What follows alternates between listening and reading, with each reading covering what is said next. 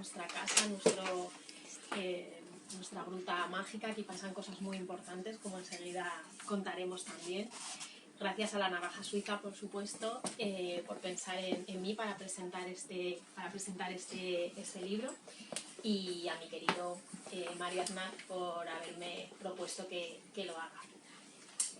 Para seros sincera, ahora mismo estoy presa de bastantes emociones, de muchos sentimientos, pero el que domina con más fuerza es el del terror. Todo lo que suceda aquí hoy es muy posible que acabe en el siguiente libro de Mario. Es más, es posible que incluso su siguiente libro se acabe titulando Todo lo que suceda aquí acabará en el siguiente libro de Mario.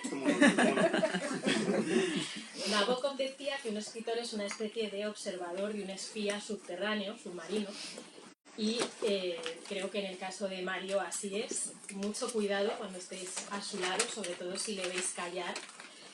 Y bueno, quizás os estéis preguntando por qué digo todo esto. Bueno, conocí a Mario aquí mismo, en esta librería, presentando mi propio libro sobre Enrique Vila-Matas, que publiqué en la editorial Visor. Esto no es para darme autobombo ni tener protagonismo, es que tiene que ver con el libro. Una presentación a la que él, era un 15 de diciembre del año 2015, y hoy es 22 del 6 del 2022, ¿veis? El terror. Él asistió, estaba ahí sentado, me acuerdo, con un compañero que hoy no ha podido venir, pero que te saluda. Estuvo muy callado, pero presentó, al final se presentó y dijo: yo también estoy escribiendo una tesis sobre Enrique Vila-Matas. Mi libro era la publicación de mi tesis, que sucedía años después de presentar.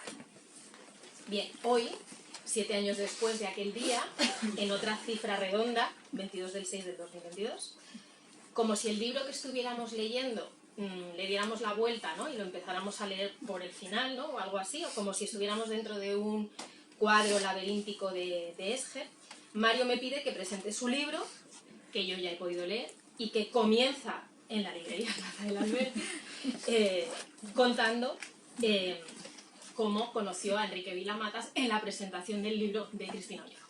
Esto tiene otra vuelta más, es que mi libro comienza contando cómo conocí yo a Vila-Matas en la presentación de un libro en el Escorial. Entonces digo, bueno, esto es como, luego, pues no sé, aquí seguro que va a haber alguien. Entonces, de verdad tengo terror. Yo soy un poco paranoica, eso es verdad, pero la realidad, pues, supera en este caso la ficción, como enseguida veremos.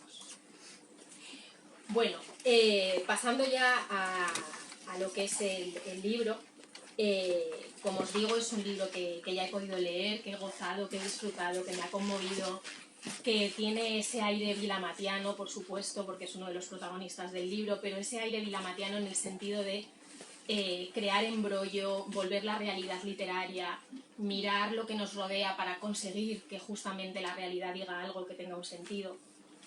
Y el propio Vila-Matas, como no me va a gustar este libro, habla, conversa con Mario, y bueno, vamos a contar ahora muchísimas cosas sobre este libro, sobre Too Late. Me parece un título precioso, estimulante, me encanta, creo que te representa además mucho, tiene esa ligereza alegre, ¿no?, jubilosa que te caracteriza y que caracteriza a todo buen vilamatiano. Así que, bueno, vamos a hablar de muchas cosas. Este es un libro, yo diría, de arena, ¿no?, como podríamos decir, citando a Borges, en el que encontramos fundamentalmente, como decía su editor, una larga conversación con Enrique Vila-Matas, pero otras muchas cosas que vamos a ir desentrañando. Y bueno, pues para empezar, primero seguro que vas a dar las gracias a todo el mundo, ¿no? Porque es que en las presentaciones, cuando hacen una pregunta directamente, digo, bueno, te auto querrá decir, los que han presentado libros se ríen, querrás saludar a tus amigos, a la gente que ha venido a escucharte, y después, cuando hagas eso, pues me gustaría que empezáramos un poco hablando sobre qué relación mantiene este libro con tu tesis doctoral, que a diferencia del personaje de tu libro, sí que acabaste y sí que defendiste, y que yo estaba en el tribunal, o sea que también por ahí hay historias. Y bueno, ¿qué relación básicamente tiene con tu trabajo de tesis? El título también, que nos cuentes un poco de dónde surge, que viene también de ese trabajo. Bien, Vale, yo creo que proyecto suficientemente la voz, pero voy a utilizar el micro igualmente. En primer lugar, muchísimas gracias a todos y a todas por estar aquí. Gracias, por supuesto, a la librería Alberti por acogernos. Ya lo ha dicho Cristina, ¿no? Como una casa. Y ahora veréis que, y veremos que esto tiene mucho significado, ¿no? Esa idea de la casa como casi como un bucle, ¿no? En el que no dejamos de entrar, siempre un poquito más adentro. Y muchísimas gracias, Cristina, por la presentación, por esta introducción ya genial. Y gracias, por supuesto, a la Navaja Suiza, que lo he dicho en varias ocasiones, creo que en parte tirando piedras sobre mi propio tejado, pero creo que han tenido un criterio suicida a la hora de publicar este libro y bueno, yo no puedo estar más contento con el resultado y de momento con que me ha llegado hasta aquí, ¿no? Con todos vosotros y con todos vosotros. Tengo que empezar con un problema de marketing. Y es que yo llevo un par de semanas anunciando la presentación en la librería Alberti con el gancho de que fuera hace mucho calor y que aquí sí iba a estar muy fresco. Resulta que yo vengo de Murcia, donde realmente hace mucho calor, y aquí se está gustísimo en la calle. Entonces tiene mucho más mérito el hecho de que estemos todos aquí encerrados y esta tarde con nosotros dentro de la librería. Así que muchísimas gracias por partida doble. Yo creo que con tu primera intervención, Cristina, creo que ha abierto ya muchas puertas. A partir de ahí podríamos estar toda la tarde hablando. Es cierto que esto tiene para mí, este evento en particular, esta primera presentación, que ya por ser la primera ya es muy significativa, porque nos acompaña Cristina, es doblemente significativa, pero además es que la siento como una reescritura, que esto es algo que tiene mucha relación con el libro, tiene un vínculo muy muy estrecho con esta novela, por llamarlo de alguna manera, y realmente esta escena es una reescritura de algo que yo ya he vivido, es como ese déjà vu, ¿no? Que vamos transformando, que vamos versionando, y lo siento así, y da un poco de mal rollo. Hablamos de terror, pero mal rollo en el buen sentido, ¿no? Si es que eso existe. O sea, nos pone un poco la piel de gallina, pero al mismo tiempo lo disfrutamos. En cuanto al trabajo, bueno, a la pregunta, que tiene que ver con la tesis, ¿no? Yo hice una tesis de vieja escuela, es decir, una tesis muy larga, de casi 800 páginas sobre la idea de ficción crítica, Borges, Vilamata, bueno, me metí en unos barrizales tremendos, de los cuales salí muy airoso. Como mínimo bien, digamos, sin heridas demasiado profundas, y sí realmente sí hay heridas que uno se hace a sí mismo durante el proceso doctoral, ¿no? O durante la carrera académica en general, y muchas de esas heridas tienen que ver con la constricción, con las restricciones, ¿no? Uno entra en el mundo de la academia y tiene que ir, si no cortando, puliéndose las alas, como amoldándolas a un sistema que muchas veces es muy férreo, como muchos de vosotros sabéis, ¿no? Y yo, que de alguna manera he escrito siempre, pues sentía que esa pulsión estaba viéndose atrofiada, por decirlo de alguna manera. Entonces, de alguna manera, este libro, y algo que me gusta mucho que has dicho en la publicación, no sé si de Instagram o el reverso, ¿no? Hablabas del reverso de la tesis doctoral, pues yo creo que de alguna forma es así, ¿no? Puedo imaginar ahora, porque en su momento no lo planteé de esa manera, que el negativo de la tesis, y el negativo también es un concepto que está muy presente en el libro, el negativo de esa tesis, el negativo casi de mi propia experiencia, no solo como investigador, sino como persona, y bueno, esa yo diría que es la conexión esencial con la investigación. O sea, es como una vez que todo se posa, que no solo los conocimientos, sino también los miedos se van aclimatando, se van tranquilizando, pues bueno, surgen otras cosas que creo que tienen, no sé si más de interés, pero que al menos sí nos tocan más de cerca y que están destiladas en este libro. O sea, para mí esa es la sensación. Bueno, para quienes no hayáis leído la tesis de 1000 páginas de Mario Aznar, trata sobre muchas cosas. Dice que es una tesis sobre el silencio, pero como hace Vilamatas, pues escribe prolijamente sobre ello. Muy bonita, una tesis maravillosamente escrita que sacó la mejor calificación, y yo creo que la encuadernación es la más preciosa que yo he tenido. Es verdad que también sorprende que hayas hecho un libro portátil, ligero, ¿no? Después de comparado con la otra tesis. El negativo, efectivamente, es más dilamantiano, pero porque es más portátil, básicamente. Pero claro, quizá no sabéis que la tesis ocupaba un lugar central en ella, el nuevo género, podemos decir, de la ficción crítica. Es decir, Mario hacía un recorrido desde Borges hasta Vilamatas, pasando por distintos momentos de esa poética del silencio y de escritores que, herederos de Borges, pues utilizan la ficción para escribir sobre literatura, y en la parte final, siguiendo unas buenas indicaciones, se atreve a proponer unos rasgos incluso de la ficción crítica que le permite manejar este género. Y esto podemos decir que es una ficción crítica, es decir, Mario hace una novela. Yo sí creo que esto es una novela completamente, no lo tienes que decir con minúsculas, es una gran novela que se inserta perfectamente en ese contexto y en este escenario de escritura de ficción crítica. Dentro de este escenario establece, ahora lo vamos a ver también, pues diálogos, ¿no?, con otras obras, ¿no? Pero antes de eso sí que quería preguntarte, en plan un poco cotilla, ¿no?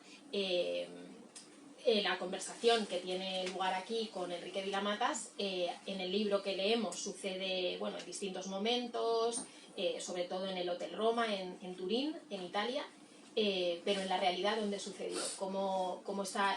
Las palabras de Vilamatas que aparecen en este libro, tú dices al final que son exactamente las del autor. ¿Eso fue un pacto real? ¿Cómo surgió?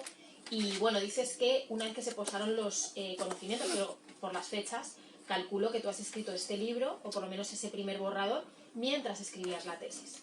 Yo también hice lo mismo, por cierto. Lo que pasa es que yo no lo he publicado, pero yo tengo un reverso de la tesis que se llama Las aventuras de, es como muy Italo Calvino, que trata de un personaje que trabaja en la Complutense, que es becaria y que está escribiendo su tesis sobre Enrique Vilamatas. Muy original no es, lo que pasa es que tú lo has publicado. Pero digamos que me gustaría mucho que me contaras un poco, pues más concretamente, menos desde el punto de vista académico como has hecho ahora, y más concretamente cómo te citas con Vilamatas después de la presentación y cómo tiene lugar esa conversación de la que luego surge este libro. Sí, a ver, cuando... Yo sé que aquí hay algún estudiante, algún profesor también de literatura, cuando en filología, por decirlo en un sentido muy amplio, ¿no?, en el estudio de la literatura, y sobre todo en filología hispánica, que es una disciplina bastante conservadora en general, trabajamos a un autor vivo, como que la pregunta frecuente, bueno, ¿lo conoces? ¿Lo quieres conocer? ¿Lo vas a entrevistar? ¿Lo vas a...? Como si tuviéramos que hacernos un mejor amigo, ¿no?, de alguna manera, y estar muy, muy encima. Y yo a Vilamatas no quería conocerlo. Para nada. Porque... Menos mal.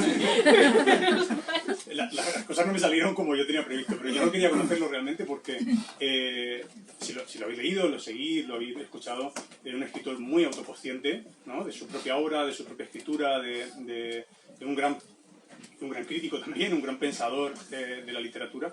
Y yo tenía mucho miedo a que me influyera realmente, ¿no? Sobre todo porque cuando surge la mínima posibilidad de poder conocerlo, yo ya tenía la investigación en un estado muy avanzado y mi miedo era que me obligara a reconfigurar un poco pues toda mi premisa y mi investigación. ¿Qué sucede? Que Cristina Oñoro publica su libro, que no solo se extrae o deriva de una tesis doctoral sobre Vilamatas, sino que deriva de la primera tesis doctoral sobre Vilamatas, lo cual yo creo que tiene un peso tremendo, entendiendo ahora cómo, qué es lo que ha pasado después con este autor, ¿no? Bien, pues yo vengo aquí al Alberti, me siento, pues, yo en el libro creo que dice una tercera fila, no sé si eso es muy fidedigno o no, pero más o menos, como estáis vosotros, y cuando termina todo, cuando se cierra el evento, todo el mundo se despide, yo me acerco a Vilamatas, le estrecho la mano, lo saludo y le doy las gracias por su obra, y huí, o sea, salí corriendo, literalmente, porque tenía la posibilidad de que entabláramos una conversación normal. Y yo dije, no. Y entonces desaparecí. Con el tiempo, y de una forma bastante azarosa también, quien ha tenido contacto con Enrique Vilamatas sabe que esto es una especie de efecto secundario de estar con él. O sea, quien ha coincidido con él luego sabe que pasan cosas, como dice Cristina, surgen encuentros que uno no se esperaba, todo empieza a cobrar un sentido peculiar, no sé, es algún síndrome que en algún momento se tipificará, pero que hasta ahora no, creo. Bien, pues por azar yo empecé a trabajar en una librería y acudí a un evento promocional donde él presentaba solamente a libreros y a editores, Mac y su contratiempo, una novela que publicó en 2017. Gracias, María. Escribiendo una tesis. En 2017. Bien, pues yo fui a ese evento, yo acababa de empezar a trabajar en la librería y ahí sí tuve ocasión de hablar con él tranquilamente porque yo había leído el avance editorial de ese libro y bueno, ahí desarrollamos entablamos una conversación un poco más cuerda, ¿no? Aprovechando ese vínculo que se había dado de forma natural y que por mucho que yo había querido evitar, pues se había vuelto inevitable, surgió la posibilidad de entrevistarlo para la tesis, ¿no? Intentar añadir un material vivo que tuviera cierto sentido. Pero yo siempre tengo muy presente una idea del teórico Genet, que es el único teórico que pienso mencionar hoy, que es esta de que la teoría tiene que estar muy apegada al hecho literario vivo, ¿no? Y si no, no tiene sentido. Desde ese punto de vista me interesaba mucho introducir la entrevista con Vilamata, la conversación con él en la tesis, pero no me interesaba que fuera solamente un apéndice de la tesis con una entrevista más a Enrique Vilamatas, ¿no? Entonces surge de una forma muy anecdótica y ahora me parece realmente iluminada una conversación con Cristina Oñoro en la que me sugiere, oye, ¿y si generara un marco de ficción para esa entrevista, ¿no? Y de alguna manera pudiéramos incluir en la tesis, se podría incluir en la tesis un correlato práctico de lo que yo estaba estudiando, que era la posibilidad de que a través de una obra de ficción se pueda hacer crítica literaria, ¿no? Entonces, de esta manera, un pequeño relato embrionario de lo que sea luego Too Late, pues forma parte como apéndice de la tesis. Hay una entrevista con Vilamata, una larga conversación que mantuve con él durante el verano de 2018, principalmente por correo electrónico. Por eso, a responder a tu pregunta, Cristina, las respuestas son literalmente las suyas y este es un compromiso que yo me impuse para la tesis y que luego pues mantuve también en el libro, ¿no? Yo creo que ese compromiso de mantener las respuestas íntegras del autor, de Enrique Vilamata, que figuran en este caso como si fueran la voz de un personaje, tiene mucho para mí de juego, ¿no? De Ulipo, ¿no? Una especie de restricción que potencia la creatividad. Te pone unos márgenes, te pone unos parámetros de los cuales no quieres salirte y eso por un lado te condiciona, pero por otro lado pues también potencia mucho la posibilidad del discurso, ¿no? Porque el devenir de lo que tú estás escribiendo pues viene condicionado por eso, para lo bueno y para lo malo. Y en mi caso, desde el punto de vista de la práctica de la escritura, fue súper divertido. O sea, yo no sé si es algo que se nota con el libro, ojalá que sí, pero yo me lo he pasado bomba, es decir, me he divertido muchísimo escribiéndolo. Creo que no lo hubiera hecho si realmente no hubiera sido divertido para mí, si no hubiera sido entretenido, si no hubiera sido un placer. En algunos momentos una broma, que tiene mucho también esto es muy popular, pero tiene mucho de chiste para mí, es decir, hay algo ahí de diversión exorcizante, esa necesidad que yo tenía en un momento particularmente oscuro de mi vida, de sacar afuera mi creatividad, en un momento en el que yo estaba metido en la tesis, con el mundo académico, con todo esto, que es bastante... que puede ser muy árido en un momento dado. Entonces, bueno, decidí respetar las respuestas del escritor, meterlas como si fueran la voz de un personaje, y esto yo creo que le da una característica al libro bastante peculiar. Y que para mí, desde el punto de vista de la práctica, no sé luego cómo se lee, porque ya no puedo ser un lector inocente, si es que alguien lo es, pero para mí es un divertimento tremendo contar con esa posibilidad. Sí, sí, completamente. Yo me he reído mucho, lo he disfrutado, se lee muy bien. Además, la conversación con Vilamatas está en el centro del libro, pero tú has creado todo un marco, ¿no? Del que ahora hablaremos también, unas tramas, ¿no? De detectives que atraviesan lo que vamos leyendo. Es una novela que atrapa al lector desde muchos lugares, ¿no? Pero concretamente yo traía un párrafo porque a lo mejor nos están escuchando y dicen, bueno, esto va a ser, dice que no es la tesis, pero esto, mucha ficción crítica, para que veáis un fragmento del libro que me ha parecido brillante, que me he reído mucho, para que veáis los momentos de gran brillantez, ¿no? El día en que se conocieron Jack Brooke y Nora Mendieta se comportaron como dos perros olisqueándose el trasero. Jim Thompson comenta en 1280 almas cómo empezaron los perros a olisquearse el culo, y resulta que todos los perros del mundo fueron convocados a una reunión, presumiblemente en un bar. El caso es que antes de entrar al bar, como quien se descalza a llegar a casa o como quien se quita el sombrero y el abrigo, todos los perros dejaron sus traseros en la puerta.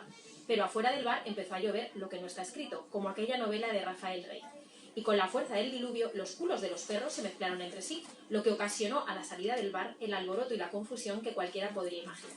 ¿Qué pasó en este punto? Pues que cada perro cogió un culo sin más miramientos, y desde entonces cada uno de ellos anda desesperado por el mundo buscando su propio trasero. Esto es una reescritura del Banquete de Platón, claramente, que cualquier otro perro pudo coger por error al terminar la célebre reunión causante de que los perros se huelan el culo antes de saludarse y de que Brooke y Mendieta se lo pasasen también jugando a nada.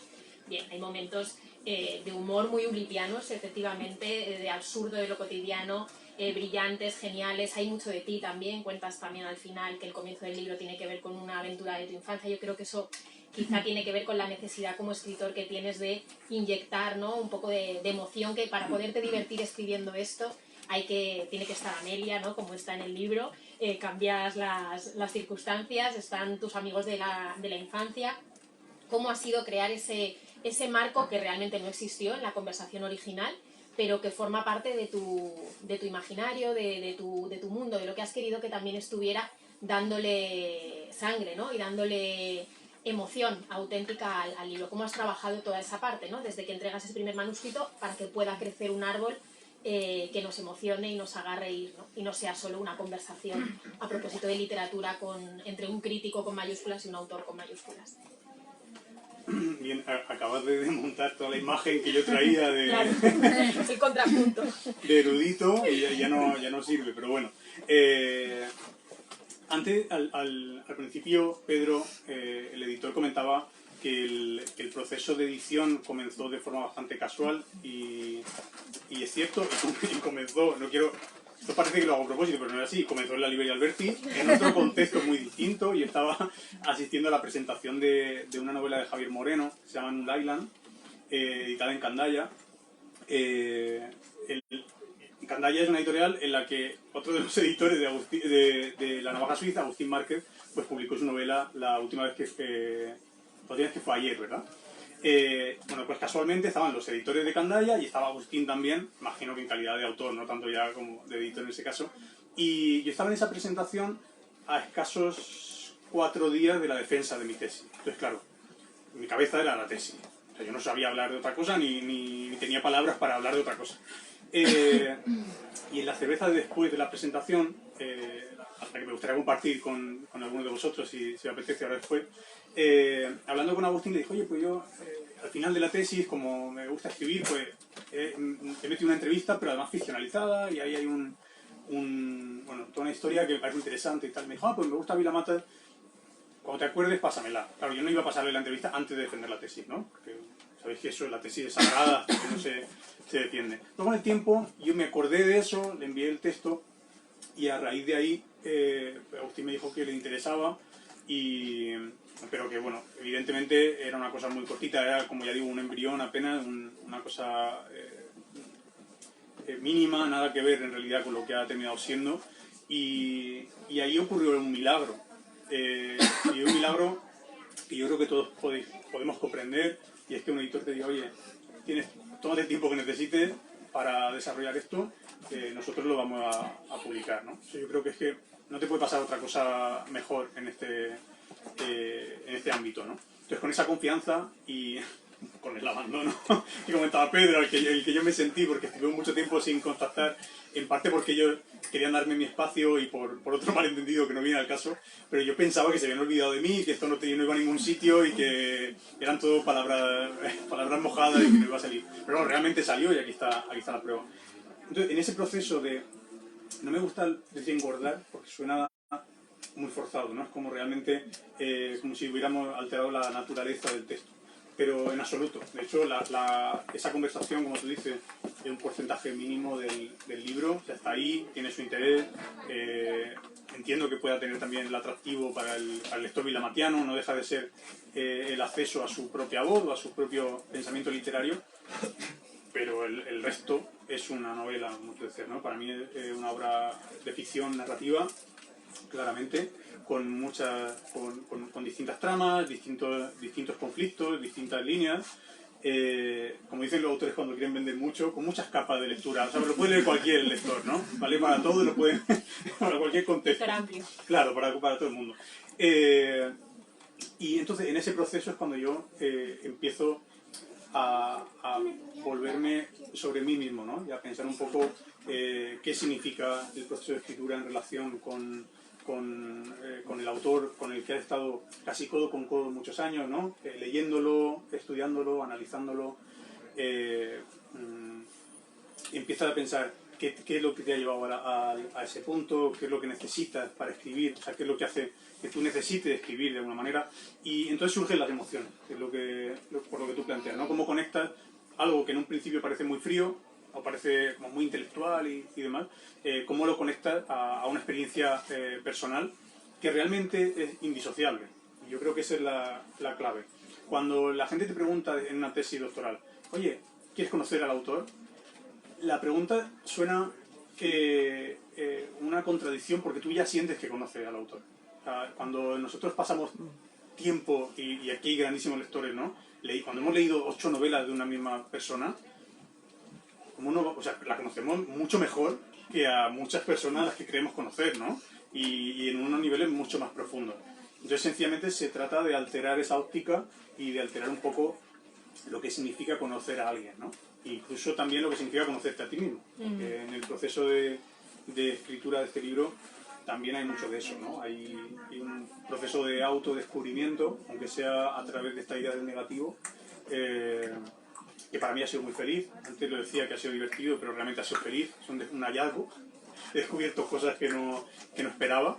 Y además, hay en el libro 2 estructuras narrativas básicas que a veces enseño también, que son las de la investigación y la del viaje, ¿no? Es como que son las 2 estructuras primitivas, por decirlo de alguna manera, en torno a las cuales se monta una narración, la investigación, la búsqueda, etcétera, o el viaje, y en este caso son la misma estructura, con forma de investigación, con forma de viaje y con forma de autoinvestigación, ¿no? Fue un poco la sensación que yo tengo después de haber escrito, porque cuando puse el punto y final, cuando envié el manuscrito definitivo a la editorial, no tenía ni idea de lo que había escrito.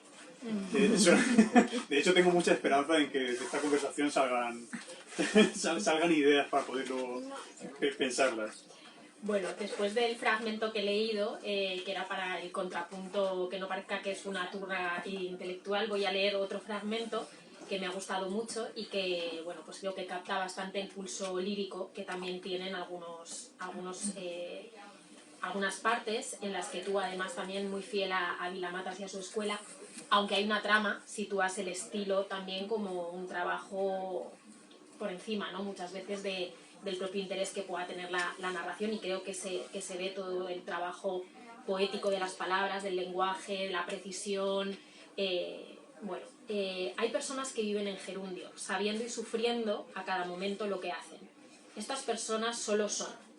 Hay también quienes viven en la cerrazón del participio y quienes habitan la indecisión y la posibilidad incategorizable del subjuntivo. La vida en subjuntivo es una bisagra que abre las lecturas del mundo en profundidad, verticalmente, futuramente. El subjuntivo, entre otras muchas cosas, sirve para expresar deseos, esperanzas, dudas, probabilidad, poca probabilidad e incluso imposibilidad. Cuando no tienes nada que expresar, entonces sirve para perderte en medio de una laguna viscosa que no es sólida ni líquida, que no es fría ni caliente. Hay tiempos y modos verbales que te aplazan en un movimiento elusivo y perpetuo. Se puede vivir o malvivir dejando morir todas y cada una de las ideas que pasan por tu cabeza. Se puede vivir y yo soy la prueba. Y luego están los que viven en infinitivo. Y no son nunca conscientes de lo que hacen, porque sencillamente lo hacen. Comer, mentir, morir. Son quienes dejan la tapa del váter levantada, el frigorífico abierto, las luces encendidas y las promesas sin cumplir. El infinitivo, no obstante, es de los que se comen el mundo sin hambre, por inercia, sin poder evitarlo. Y el mundo es suyo. Bueno, gracias, filólogo, por haber podido escribir esta maravilla, ¿no? que tiene mucho que enseñar también a la escritura académica y a la forma en la que enseñamos la lengua.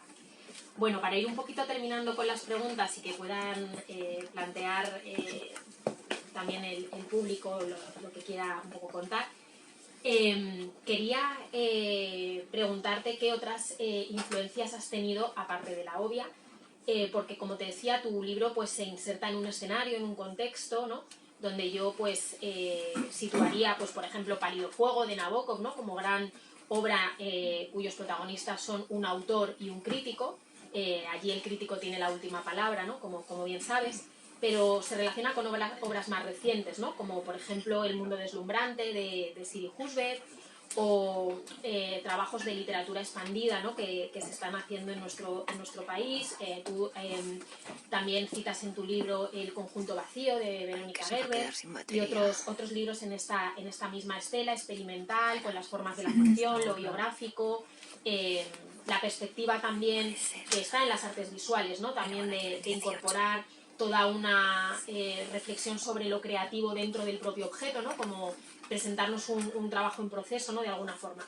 Entonces, bueno, pues para terminar querría un poco pues preguntarte sobre eso, sobre con qué otras obras se relaciona y, bueno, si quieres decir algo también que no hemos hablado sobre ese marco de ficción un poco distópico del libro, las tramas, ¿no? Que también lo atraviesan, me ha recordado un poco a Aire de Dylan en ese sentido.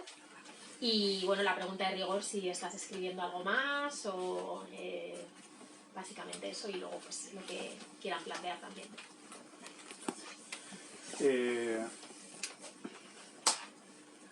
Bien, a ver, en cuanto a esta ambientación futura, la novela se estructura en 3 tiempos, en realidad son 3 capítulos, ¿no? La nota 1, el capítulo que se titula Demasiado tarde, tiene distintos epígrafes, distintos subcapítulos, y luego la nota 2, ¿no? Sería el tercer capítulo de cierre. Y cada uno de estos capítulos está ambientado en un tiempo distinto. En un tiempo futuro, no muy lejano, realmente, esta cuestión del tiempo futuro en realidad es un recurso que da mucha libertad, ¿no? Porque te permite proyectar determinadas ideas sin jugar demasiado, que es algo que no me interesaba en absoluto, al juego visionario, ¿no? De ver un poco por dónde van a ir la realidad ni nada. O sea, esa no era mi intención, ¿no? No es una ciencia ficción especulativa o prospectiva de ver un poco por dónde pueden ir por dónde puede ir nuestra sociedad, nuestra vida, nuestro uso y costumbre, pero también hay un poco de eso en realidad, ¿no? Apenas hay unos cuantos matices al respecto, un poco juguetones también, que bueno, tienen que ver con la forma de desplazarnos, con la forma incluso de relacionarnos con la literatura. A mí me recordaba un poco a la instalación de Dominique González Forrester en la Tate de 2055 o algo así, ¿no? 2055, donde hay unas camas, ¿no? Y hay libros de Vilamatas, precisamente, entre otros, ¿no? Sí, de Bolaño, que está muy... Pues eso es curioso porque es una referencia que yo no tenía en mente, pero hace poco, pensando sobre el libro precisamente, caí la cuenta de que esa instalación, Dominique González Forrester es un artista que montó una instalación enorme en la sala de turbinas de la Tate Modern, que es como el vestíbulo en realidad, ¿no? Que es enorme, y una instalación con literas que estaba ambientada en una especie de futuro apocalíptico en el que había habido un diluvio tremendo. Claro, en tu novela no para de llover. Claro, pero yo no era consciente de eso, ¿no? Y hay un diluvio universal y esa sala es como un refugio. Por eso hay literas y a cada litera hay atada una novela. No es un referente que yo tuviera en mente, o que que tuviera presente de forma deliberada. Pasa muchas veces, ¿no? Pero hay lluvia, mucha lluvia en esta novela. Y Dominique González Forrester tiene una conversación con Vilamatas, que es Marienbad Eléctrico, un libro que es una conversación entre ellos, que tiene mucho el tuyo también, de eco de la conversación convertida en forma de arte, ¿no? Como haces aquí. Sí, sí. Y es curioso cómo se han ido colando algunas referencias. Bueno, por ejemplo, Pálido Fuego, yo la tengo siempre muy presente, ¿no? Porque dentro de los ejemplos, digamos, de ficción crítica, pues no canónico. Yo cuando estudiaba este género, que no es tan nuevo realmente, que es más nueva su conceptualización que el género en sí, pues Pálido Fuego es como un referente. No es el único, de hecho, yo para el libro y para el tono sí tenía bastante presente un libro de María Moreno que se llama El Affaire Skeffington, donde ya pues ficcionaliza toda la biografía de una escritora, pues para plantear un poco su propia propuesta literaria. Y un libro muy punk y muy canalla en algunos pasajes, y a mí me gustó mucho. Y bueno, pues sí, hay infinidad de referencias. De hecho, el propio libro recoge muchas de ellas, tiene mucho de ese artefacto del arte contemporáneo, que es casi, diríamos, el signo de identidad del arte contemporáneo, ¿no? De que acoge en sí mismo, pues, si no su explicación, sí, al menos sí una proyección de lo que quiere ser, ¿no? O una posible interpretación de lo que quiere ser. Y por eso el propio libro acoge su referente. Algunos de los cuales se escapan, como esta instalación de Dominique González Foster, que no la tenía tan presente. Es un par de preguntas muy largas. ¿Estás escribiendo algo ahora mismo? ¿Ya no tienes una tesis que terminar? ¿No? ¿No? Sí, seguro. Pedí la papeleta hace poco. Es que encima me quedé yo la papeleta de la tesis y vino una pandemia y digo, no, si todavía no va a ser doctor por mi culpa, que tengo aquí la papeleta. Eso ya te lo he devuelto. Ha llovido literalmente desde eso. Ya ha llovido mucho, lo que no está escrito. A buen recuerdo. Sí. ¿Nos puedes contar algo de lo que estás ahora mismo?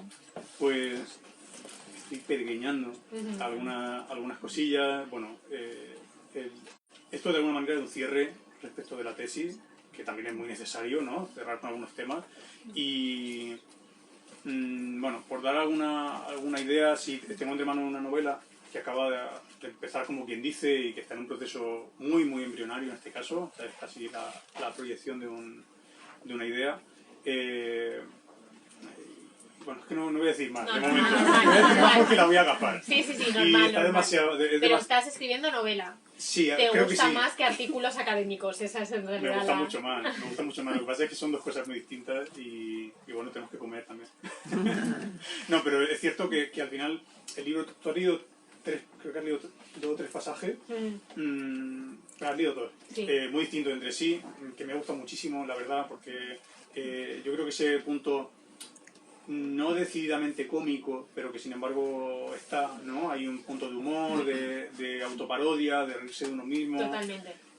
Incluso, yo sí me gustaría llamar la atención sobre el epígrafe de Jules Renard, ¿no? Que dice, no sé lo que dice. Sí, me ha encantado. Qué manía, como... es totalmente tú, podría ser un apócrifo tuyo. Qué manía, ser ingenioso con la gente cuando en el fondo quieres abrazarla. Eso es. Es Mario. Eso es. Entonces yo creo que también vivimos en un...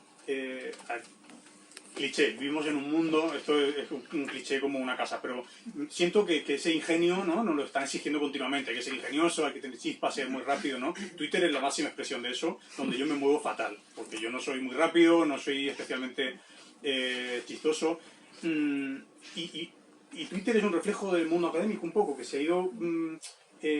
a veces el destello se confunde con ese ingenio, ¿no? De encontrar el último concepto, la última etiqueta y demás.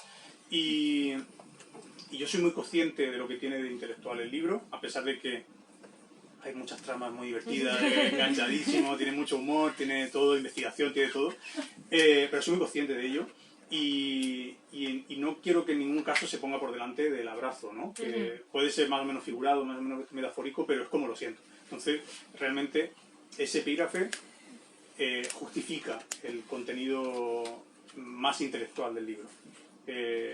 Somos todos muy ingeniosos, pero en el fondo lo que necesitamos es un abrazo y divertirnos y pasárnoslo bien, ¿no? Y sobre todo escribiendo y leyendo, pues también, ¿no? Que no olvidemos que se queda en ese punto. ¿Algo? Sí. Hoy leía que Flaubert decía algo un poco distinto, que en su habitación lo que se escuchaban era gritos de angustia y maldiciones.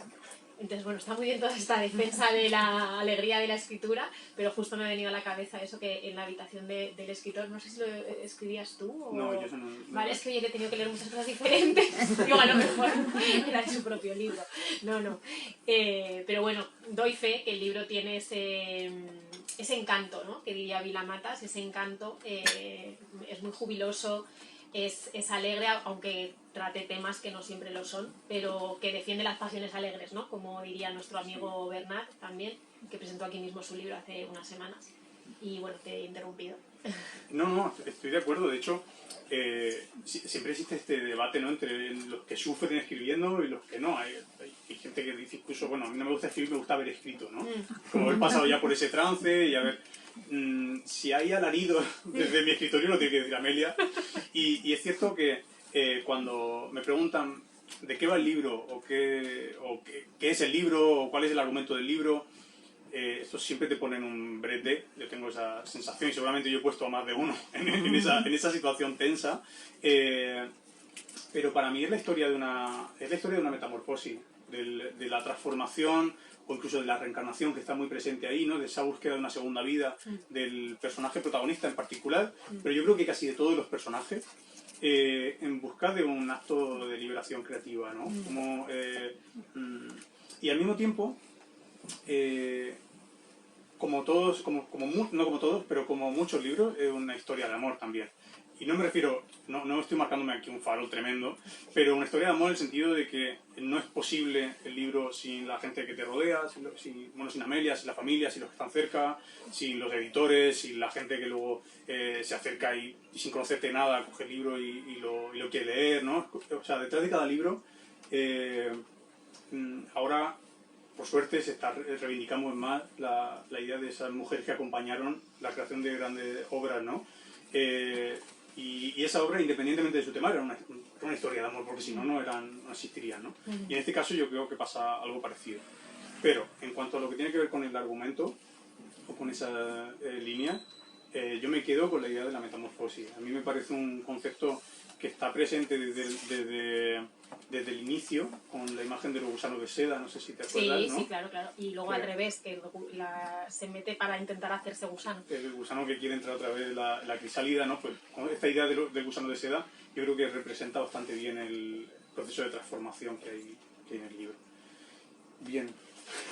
Bueno, lo último para ya animaros a comprar el libro si no estáis ya muy animados es que incluye 2 textos del propio Vilamatas, lo que también es un regalito al final, un castillo.